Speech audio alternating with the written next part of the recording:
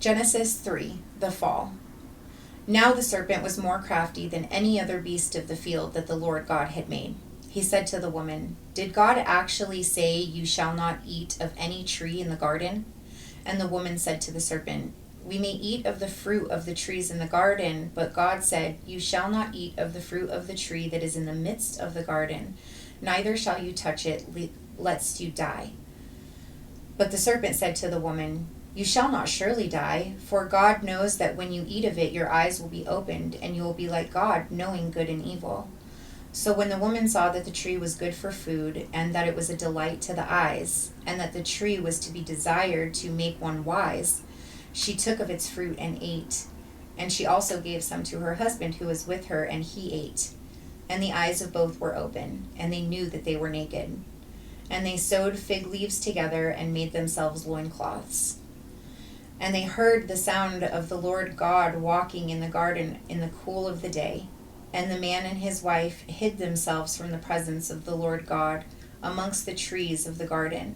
But the Lord God called to the man and said to him, 'Where are you?' And he said, 'I heard the sound of you in the garden, and I was afraid because I was naked, and I hid myself.' He said, 'Who told you that you were naked? Have you eaten of the tree of which I commanded you not to eat?' The man said, 'The woman who you gave to be with me, she gave me the fruit of the tree, and I ate.'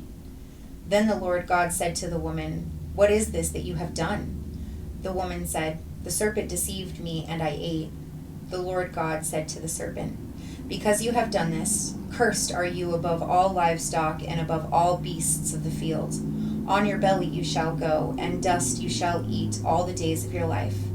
I will put enmity between you and the woman, and between your offspring and her offspring. He shall bruise your head, and you shall bruise his heel.' To the woman he said, I will surely multiply your pain in childbearing.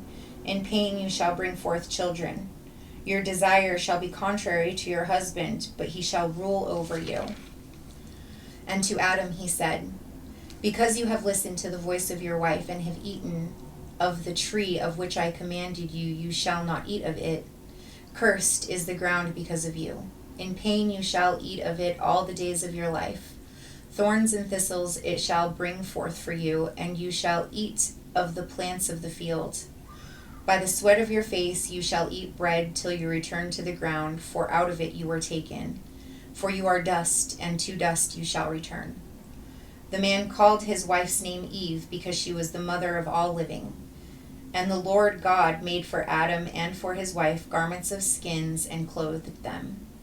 Then the Lord God said, "Behold, the man has become like one of us in knowing good and evil. Now lest he reach out his hand and take also of the tree of life and eat and live forever." Therefore the Lord God sent him out from the Garden of Eden to work the ground from which he was taken.